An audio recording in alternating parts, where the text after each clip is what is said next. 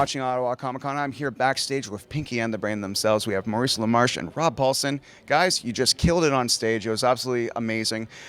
You were saying it never gets old to hear all these people come up to you, but do you find that when that incredible documentary came out a few years ago, I Know That Voice, John it kind of DiMaggio, it changed. John DiMaggio, yeah. It changed the perception of everyone knows your voice, but now they know your faces. Do you think when that documentary came out, it made a big difference in your recognizability in public?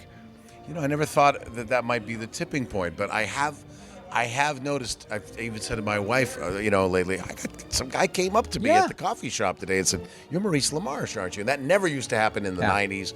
I mean, certainly the internet made it possible, but I think just lifting the profile of the voice actor, we all owe John DiMaggio a big vote of thanks for that. Yeah, and it's his dough, perceptive too. of you to have spotted that. It's very nice. But, of course, the torch is also carried with your incredible podcast, Talking Tunes. Oh, thank you. That we didn't have enough time to talk about on stage, but there's so many people that want to talk to you. Yeah. But Talking Tunes, what I loved about it is that you got down to the heart and soul of what being a voice actor is with all these people. Tell me about, when did you decide to start that podcast and say there's this world of talent people should know about? The truth is that, you're in this business too. We have ups and downs in our career. We're freelancers. And I had a particularly slow period, and I thought necessity is indeed the mother of invention. And I'd been doing these things called podcasts as a guest, and I thought, man, on my cell phone, I've got Maurice, I've got Nancy Cartwright, I've got Kevin Conroy, I've got Billy West, Mark Hamill, And so I just did it because it was fun. And it turned out to kind of hit a nerve. But when you're talking about that level of talent, you poke these people with a stick and off they go, man. It's the coolest thing in the world. And I have not done a new one now in probably 3 years. I've probably done 300 episodes, give or take. But every time I had like 4 iterations, and every time I do a new version, including the very first guest I had was my friend the Brain, Maurice LaMarche. And when it turned out we did it live at the John Lovitz Comedy Club in Universal City, my first guest was Maurice LaMarche.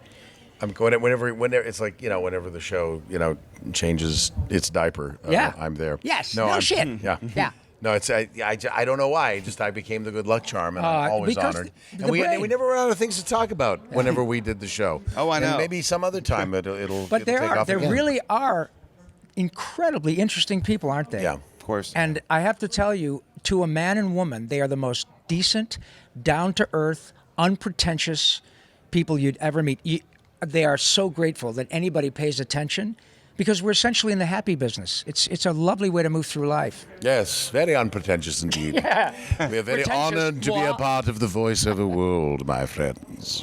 You guys are here all weekend at Ottawa. We are. Yeah. You've already had some touching moments with some fans you brought up on stage. Now, touching as in emotionally. No touching. No. Yeah, we're not touching. We're not.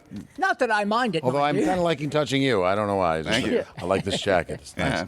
No, we've had some very nice encounters, and when people tell you what the show meant to them is, during a difficult time in their childhoods, in their adolescence, it's just you can't help but be moved. And even though, when we were making the show, we were just a couple of actors trying to pay the rent. Thank God we had a job. Knowing that somehow or another, something we did lifted somebody's day enough that they didn't do a dark thing, So it's really a lovely, lovely byproduct of it, and it's not lost on us. Very humbling. That that we've somehow helped. Amazing. Yeah. Well, thank you guys so much for talking with us. Not at all, man. Thank you. Rob and Maurice are going to be here all weekend. Make sure you come talk to them, because you heard it here. They're lovely people. You're going to want to have this experience yourself. They're like this all the time. So this could come and touch us. Oh, wait. You can touch us. We can't touch you. Nerve. Yeah. Thanks, you guys. Thank you. Thanks, Ron. Great job, Thanks, Ron. pal. Thank you. Yeah. Good job.